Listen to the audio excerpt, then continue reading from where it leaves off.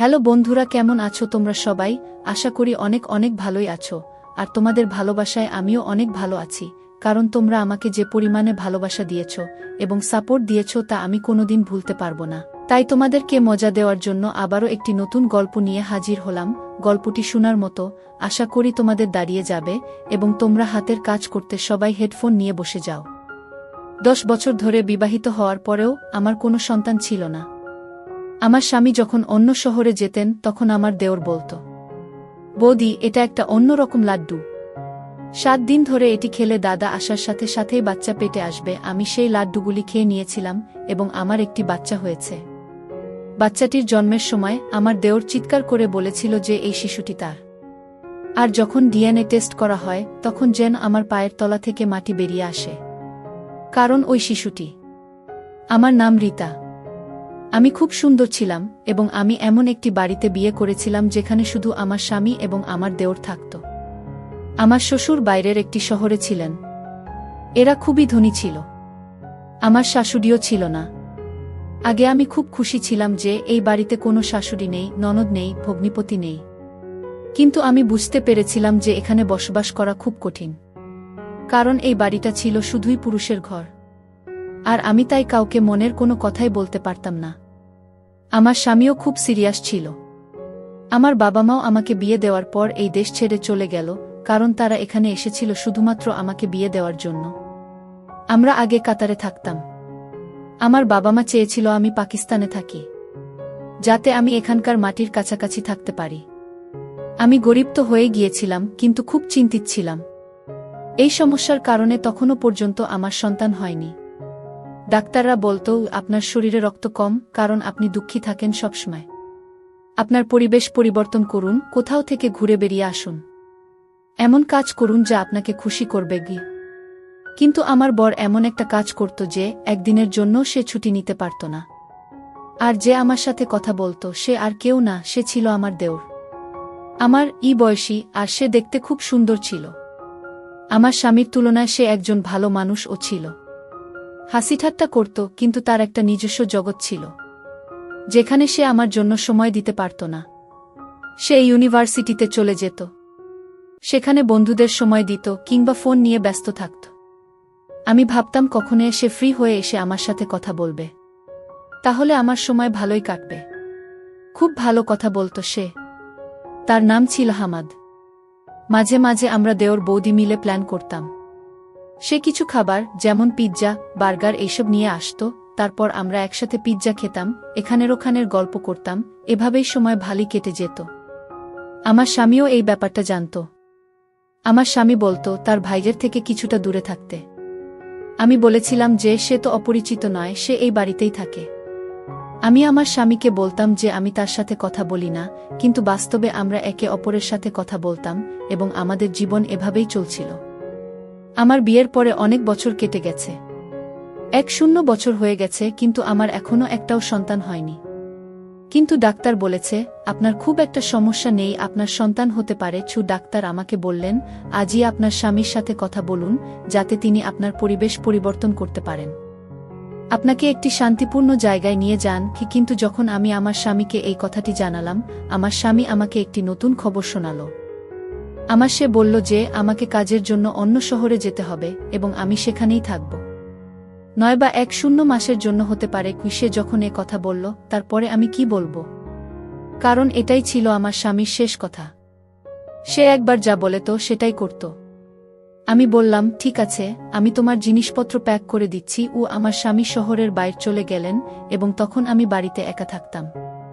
কিন্তু তখনই আমার দেওর আমাকে এমন কিছু বলেছিলেন যা আমাকে অবাক করেছিল।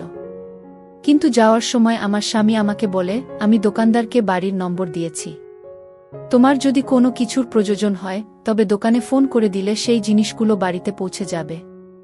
আমি বললাম জিনিস অর্ডার করার কি দরকার, হামাদ নিয়ে আসতে পারবে। তখন আমার স্বামী বলেছিলেন তোমাকে তার কাছে কিছু চাইতে হবে না, এমনকি তার সাথে কথাও বলতে হবে না। সে তার কাজ করুক, তুমি নিজের কাজ করো। এমনকি ওর জন্য রান্না করারও দরকার নেই, ও বাইরে থেকে খাবে। আমি বললাম তোমার কি হয়েছে? সে বলল আমি তোমার বর, আর তাই আমি যা বলছি তাই তোমায় করতে হবে। আমি বললাম কিছু কি হয়েছে? সে বলল না, তেমন কিছুই না। আমি শুধু তোমাকে বলে দিলাম যে ওর থেকে দূরে থাকবে। আমার এক কাকিমা বাইরে চলে গেছেন। যখন তিনি ফিরে আসবেন তখন তিনি তোমার সাথে থাকতে আসবেন। তোমার খেয়াল রাখবেন উনি, আর তোমার ভয় করবে না একটু। আশ্চর্য ব্যাপার হলো, আমার স্বামী চলে যাওয়ার আগে আমার দেওরের সাথে দেখাও করেনি। হয়তো ভাইদের মধ্যে কিছু রাগের কারণ ছিল, কিন্তু এমন তো কখনো ঘটেনি, কারণ আমার দেওর একদিন আমার জন্য একটি লাড্ডু নিয়ে এল। সে বলল, তুমি যদি এটি খাও তাহলে দাদা এখানে ফিরে আসার সাথে সাথে তোমার বাচ্চা পেটে থেকে যাবে। যদিও আমি আমার দেওরের সাথে এসব কথা আগে কখনো বলিনি, কিন্তু আমার এই দেওর ছিল অন্য ধরনের। আমরা একে অপরের সঙ্গে বন্ধুর মতো কথা বলতাম। সে বলল, অনেক দিন হয়ে গেছে, দাদা বুঝতে পারছে না। সে তোমার চিকিৎসা করায় না, আর তোমাকে কোথাও নিয়েও যায় না। কিন্তু আমি এই বাড়িতে একটি বাচ্চা দেখতে চাই, যাতে তোমার মুখ থেকে কষ্টের ছাপ সরে যায়। এজন্যই আমি এই মন্ত্র পড়া লাড্ডু নিয়ে এসেছি। তোমাকে 7 দিন ধরে এটি খেতে হবে। তারপরে দাদা যখন আসবে তখন সুসংবাদ পাবে। আমি আমার দেওরকে ধন্যবাদ জানিয়েছিলাম এবং তাকে বলেছিলাম যে সে সত্যই একজন ভালো মানুষ, যে এত চিন্তা করেছিল আমার জন্য। আমি বললাম তাকে, আল্লাহ তোমাকে একটা মিষ্টি বাচ্চার কাকা বানিয়ে দিক। আর আমি সেই লাড্ডুটি 7 দিন ধরে প্রতিদিন খেয়েছি, এই ভেবে যে একদিন সবকিছু ঠিক হয়ে যাবে। আমার দেওর আমাকে প্রতিদিন গল্প বলতো যে কি এই লাড্ডু তো অমুকও খেয়েছিল। আমি যেখান থেকে এগুলো নিয়ে এসেছি সেখানের খুব নাম ডাক হয়েছে। মানুষ তাদের কাছে যায় এবং তাদের সমস্যার সমাধান করিয়ে ফিরে আসে। বৌদি, তোমার সমস্যারও সমাধান হবে। আমি প্রার্থনাও করেছি, কিন্তু আমার দেওর আমাকে বলেছিল যে কি তোমার স্বামীকে এই বিষয়ে কিছুই জানাতে হবে না, কারণ সে এই ধরনের জিনিসে বিশ্বাস করে না। আর যদি দাদা জানতে পারে যে এই লাড্ডুগুলো আমি তোমাকে দিয়েছি তাহলে আমাকে মেরে ফেলবে। আমি তাকে বললাম যে তোমাদের মধ্যে কি কোনো ঝগড়া চলছে? সে বলল, না, কোনো ঝগড়া নেই। দাদা যেখানে গেছে আমাকেও সেখানে সে পাঠাতে চেয়েছিল, কিন্তু আমি যাইনি। সেজন্য আমার উপর রেগে আছে। আমি বললাম যে এত ছোট ব্যাপার? তোমার দাদা তো এমনভাবে রেগেছিল যেন তোমার সাথে তার মৃত্যু হলেও কোনো সম্পর্ক সে রাখবে না। সে বলল, হ্যাঁ, ব্যাপার এইটুকুই যে সে সাথে সাথে রেগে যায়। কিন্তু সেই দিনগুলিতে আমি আমার দেওরের মধ্যে আরও একটি জিনিস লক্ষ্য করেছি যা সে আগে কখনো করত না, আর তা হলো সে এখন গভীর রাতে বাড়িতে আসে। আমি একা ছিলাম, তাই আমি ওকে বললাম তাড়াতাড়ি আসতে। আমার মনটা কেমন একটা করে, আমি নার্ভাস হয়ে যাই। সে বলল, বৌদি, আমি তাড়াতাড়ি আসার চেষ্টা করি, কিন্তু কাজটাই এমন যে তোমার জন্য লাড্ডু নিয়ে তবেই তো বাড়ি আসি। তার জন্য আমাকে সেখানে বসতে হয়। 7 দিন ধরে আমি সেই লাড্ডু খেয়েছি, আর অজুহাত দেখিয়ে আমি আমার স্বামীকে এখানে ডেকে নিয়েছি। ওকে বললাম যে তুমি এখানে চলে এসো, তোমার সাথে আমার জরুরি কাজ আছে।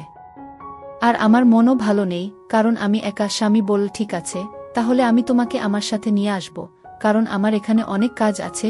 আমি বললাম, হ্যাঁ, তুমি আসো, আমার তোমাকে দরকার। কিন্তু স্বামী যখন এলো আমি অবাক হয়ে দেখলাম যে সে আমার দেওরকে গলায় একবার জড়িয়েও ধরেনি। সে এমনভাবে পাশ দিয়ে চলে গেল যেন সেখানে কেউ বসে নেই। আমি বেশ অবাক হয়েছিলাম, কারণ আমার স্বামী আসার আগে আমার দেওর বলছিল যে কি দাদা এলে অবশ্যই আমাকে ক্ষমা করবেন এবং সবকিছু ঠিক হয়ে যাবে। কিন্তু আমার স্বামী তা করেননি।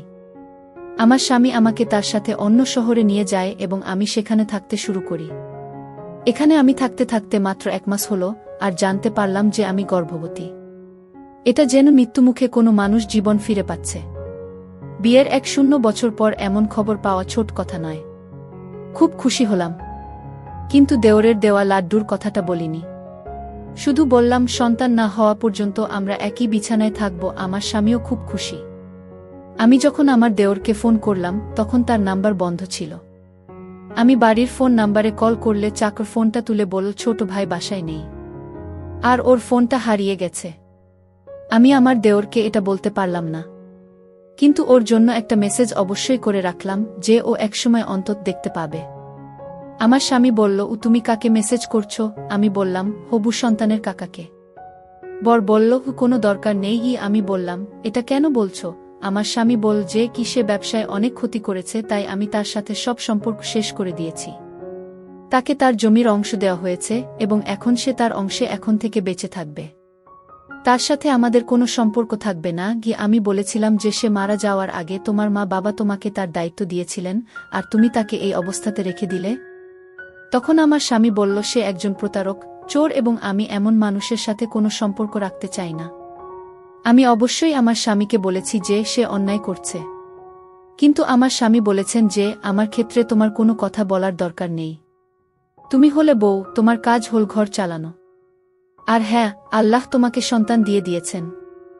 এখন থেকে তোমার বাচ্চার প্রতি মন দাও। আমি ঘরের ও ভাইয়ের ব্যাপার দেখব। সে আমার ভাই, তোমার ভাই নয়। যদি তোমার ভাই হতো তাহলে তুমি কথা বলতে পারতে। আমি বললাম যে সে আমার ভাইয়ের মতোই ছিল। আমি আমার স্বামীকে কি করে বলবো যে তার কারণেই আমরা জীবনে সন্তানের সুখ পেতে চলেছিলাম। কিন্তু আমার দেওর আমাকে এসব বলতে নিষেধ করেছিলেন, তাই আমি চুপ করে রইলাম। সত্যি বলতে কি, তারপর আমি আর সময় পাইনি আমার দেওরকে ফোন করার বা তার সাথে কথা বলার। প্রথমত আমার স্বামী এটা বারণ করত, এবং দ্বিতীয়ত আমি আমার হবু বাচ্চার কেনাকাটায় এবং খুশিতে এতটাই ব্যস্ত ছিলাম যে আমি কারো কথা ভাবিনি। তারপর আল্লাহ আমাকে একটি সুন্দর ছোট ছেলে দিলেন। তাকে পেয়ে আমি খুব খুশি হয়েছিলাম। আমি দিনরাত যেন তাকে নিয়ে ব্যস্ত থাকতাম। ছেলের যখন 2 মাস বয়স, তখন আমি আমার স্বামীকে বলেছিলাম যে এবার আমরা বাড়ি ফিরে যাব। কারণ আমি এই ফ্ল্যাটে তোমাকে আর এই বাচ্চাকে নিয়ে আর থাকতে চাই না। এবার আমাদের বাড়িতে থাকব। আমার স্বামী বলল যে বাড়িটা এখনো আমার, অবশ্যই আমরা সেখানে যাব, আর আমার ভাই এলে তাকে সেই বাড়িতে তার ভাগের যত টাকা হয় তত টাকা দিয়ে দেব। আমি বললাম যা খুশি করো, কিন্তু এবার আমি ঘরে যাব। আসলে আমি আমার বাচ্চাকে তার প্রিয় কাকার সাথে দেখা করাতে চেয়েছিলাম। কিন্তু আমাদের বলা হয়েছিল যে বাড়ি বন্ধ আর আমার দেওর নেই। কিন্তু বাড়ি ঢুকে মনে হল যেন কেউ এখানে থাকছে, যেন এই বাড়িতে একজন মহিলা আছে। আর সেটা এই জন্য যে আমি জানতে পেরে গিয়েছিলাম যে বাড়ির সব কিছুই এক মহিলা ব্যবহার করত। যেন আমার সেরকমই মনে হল। কিন্তু সেই মহিলা কে হতে পারে, আমি সেদিকে আর মন দিলাম না। এরপর আমার দেওর ওখানে এলো। আমার বড় সেখানে বসেছিল, কিন্তু তবুও আমি আমার আবেগ ধরে রাখতে পারলাম না, আর দেওরকে বলে বসলাম যে দেখো তোমার ভাইপো। আমার দেওর তখন বলল, না, এটা আমার ভাইপো না। ওর কথা শুনে আমি অবাক হয়ে গেলাম। আমার স্বামীও বলল, তুমি বাচ্চাকে ভালোবাসবে না? তুমি এত অহংকারী? এই বাড়ি থেকে বের হও। তখন আমার দেওর বলল, আমি বললাম এটা আমার ভাইপো নয়, কারণ সে ও আমার ছেলে। এটা শুনে আমার পায়ের নিচ থেকে মাটি সরে গেল, আর আমার স্বামীরও। সে বলল, ও কি রকম আজেবাজে কথা বলছ? কি বাজে অভিযোগ করছো? দেওর বলল, আমি কাউকে দোষারোপ করছি না, এটা আমারই ছেলে, আমি প্রমাণ করতে পারবো। একথা শুনে আমার পায়ের নিচ থেকে মাটি সরে গেল। আমি তাকে বললাম, তুমি কিসব বলছ? আমি ইশারা ও করলাম যে তোমার কি হয়েছে? তুমি কি চাইছ? তোমার জন্যই তো বাচ্চাটা এই পৃথিবীতে এসেছে, আর এখন তুমি তার জীবন নিয়ে কথা বলছ। আমার স্বামী বলল, কি বলছো তুমি? কি হয়েছিল? আমি যখন এখানে ছিলাম না তখন কি হয়েছিল? আমি আমার স্বামীকে সব খুলে বলেছিলাম। এমন কিছু ঘটেনি। আমি মাত্র 7 দিন তার আনা লাড্ডু খেয়েছি। তারপরই আমাদের সন্তান এই পৃথিবীতে এসেছে। আমার স্বামী আমার দেওরের ঘাট চেপে ধরে বলল, কি করেছ তুমি? এই লাড্ডুতে তুমি কি মিশিয়েছিলে? এতে তুমি অজ্ঞান হওয়ার কোনো ওষুধ মিশিয়ে দাওনি তো?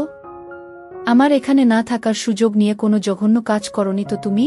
আমার স্বামী অদ্ভুত কথা বলছিল, কিন্তু আমি তো শুনে লজ্জায় ঘেন্না মরে যাচ্ছিলাম প্রায়। যাকে আমি ভাইয়ের মতো ভেবেছিলাম, আমার ভাই হিসেবে দেখেছিলাম, সে যদি সত্যি আমার সাথে এমন কিছু করে থাকে, তাহলে তো আমার জীবনটাই নষ্ট হয়ে গেল। আমার হৃদয় যেন জ্বলতে লাগল। দেওর বলল, এটা আমার সন্তান, আমি ওকে চিরকাল তোমার কাছে থাকতে দেব না। সে বলল, তুমি পরীক্ষা করে নাও। কিন্তু আমরা নিশ্চিত ছিলাম যে শিশুটি আমাদের। পরীক্ষার কোনো প্রশ্নই ছিল না। আর যদি ডিএনএ টেস্ট করাও হয় তাহলে ফলাফল কি হবে? আমার স্বামী বলেছিল যে সে ডিএনএ পরীক্ষা করাবে। আমরা সবাই তখন হাসপাতালে পৌঁছলাম এবং সঙ্গে সঙ্গে পরীক্ষা করিয়ে নিলাম, কিন্তু রিপোর্ট পেতে 2 দিন সময় লেগেছে। শুধুমাত্র আমিই জানতাম যে কিভাবে আমি 2 দিন কাটিয়েছি। আমার স্বামী আমাকে অদ্ভুতভাবে দেখতেন। আমাকে বারবার আমার বর একই কথা জিজ্ঞেস করত, আমি যখন বাসায় ছিলাম না তখন কি হয়েছে? কোন ঘরে তুমি ঘুমাতে? কোনো সময়ে ঘুম থেকে উঠতে রাতে কি মনে হতো যে তুমি অজ্ঞান হয়ে গেছ? আর তোমার কোনো হুঁশ নেই? তুমি কি ঘুমের সময় ঘরের দরজা ভিতর থেকে তালা দিতে? আমি আমার স্বামীর প্রশ্নে বিরক্ত হলাম। আমি তাকে বললাম, আমি এমন কিছুই করিনি। কিন্তু ততক্ষণে রিপোর্ট হাতে এসেছে। যখন রিপোর্টের খাম খুলে ফলাফল দেখা গেল, রিপোর্টটি আমার স্বামীর হাত থেকে পড়ে যায়। কারণ রিপোর্ট অনুযায়ী এই শিশুটি আমার স্বামীর নয়, আমার দেওরের। আমি মাটিতে বসে পড়ে কাঁদতে লাগলাম। আমার স্বামী আমার দিক থেকে মুখ ঘুরিয়ে নিল। দেওর বলল, আমি তোমাদের সাথে কিছুই করিনি, তোমাদের আমি সব বলবো। ডাক্তার বৌদিকে বলেছিলেন কি তোমার এত সমস্যা নেই, চিকিৎসা করা যায়, কিন্তু তোমার স্বামী কখনো তোমার চিকিৎসা করিয়ে দেয়নি কি, তাই আমি তোমাদের জীবনে সুখ ভরাতে চাই। বৌদি, তোমার চিকিৎসা করাতে চেয়েছিলাম, কিন্তু আমি একটা মেয়ের প্রেমে পড়েছিলাম, তাকে বিয়ে করেছিলাম, তাই টাকা চুরি করেছিলাম। কারণ সে খুব অসুস্থ ছিল, কিন্তু তারপরও সে আমাদের সন্তানকে জন্ম দিতে চেয়েছিল। আমার সাথে দাদার ঝগড়া হলো, আর এই কারণে দাদা আমার থেকে সবকিছু কেড়ে নিল। সেই মেয়েটিও যাকে ভালোবাসতাম সেও এই পৃথিবীতে বেঁচে থাকেনি, কিন্তু আমাদের বাচ্চা জন্ম নিল। এবং সেদিনই জানতে পারলাম বৌদি, তুমি একটি মৃত সন্তানের জন্ম দিয়েছিলে, তোমার সন্তান এই পৃথিবীতে আসার আগেই মারা গেছে। লাড্ডু জিনিসটা ছিল একটা অজুহাত। তোমাকে ওই লাড্ডুতে ওষুধ মিশিয়ে দিতাম। ওই ওষুধটা খুব স্পেশাল ছিল আর অনেক দূর থেকে আনা হয়েছিল। আর আমি নিশ্চিত ছিলাম এটা অবশ্যই একটা প্রভাব ফেলবে, আর সেটাই হয়েছে। তুমি এটাকে ভাগ্য বলো বা যাই বলো, তুমি বাচ্চা তো পেয়েছিলে, কিন্তু তোমার বাচ্চা ছিল খুব দুর্বল। পৃথিবীতে আসার সাথে সাথেই সে মারা গেল। আমি ওই মতো শিশুটির জায়গায় আমার বাচ্চা রাখলাম, কারণ আমি তোমার ভালো চেয়েছিলাম। আমি এই উপকারটা শুধু তোমার জন্য করছিলাম বৌদি, তোমার স্বামীর জন্য নয়। ঠিক তখন জানতে পারলাম যে তোমার স্বামী আমার প্রতি কোনো উপকার তো করেইনি, তার উপর আমাকে সম্পত্তি থেকে সম্পূর্ণভাবে বের করে দিয়েছে। তাই প্রতিশোধের আগুনে পুড়ে আমি তোমার কাছ থেকে আমার সন্তান কেড়ে নিতে এসেছি। আমি আমার বাচ্চা ছাড়া বাঁচতে পারব না, কারণ এখন আমার সবই আছে। তোমার স্বামী তার নিজের নামে সব নিয়ে নিয়েছে। আমার দেওরের চোখে জল ছিল, সে খুব কাঁদছিল। আমি তাকে বললাম যে আমিও একে ছাড়া বাঁচতে পারব না। আমি আমার দেওরের পায়ের কাছে বসলাম এবং তাকে বললাম যে তুমি সবসময় আমাকে সাহায্য করেছ। এই শিশুটিকে আমায় দাও। আমি তাকে আমার সন্তান মনে করেছি, আমি তাকে 3 মাস ধরে মানুষ করছি। তুমি আমার অনেক উপকার করেছ। আমি যদি জানতে পারতাম যে আমার সন্তান পৃথিবী ছেড়ে চলে গেছে, আমার কোল খালি থাকলে আমি ঘটনাস্থলেই মারা যেতাম। তার মৃত্যুতে আজও আমি দুঃখিত, কিন্তু এই বাচ্চা আমার হাতে আছে, তাই আমি বেঁচে থাকার কথা ভাবছি। আমি আমার স্বামীকে বললাম, তুমি কেন এমন করলে? তাকে ক্ষমা করে দাও। সে যা করেছে ভালোবাসার জন্য করেছে। তুমি সব সময় তোমার কাজে ব্যস্ত ছিলে। তুমি কখনো আমার দিকে তাকাওনি, আমার চিকিৎসাও করনি।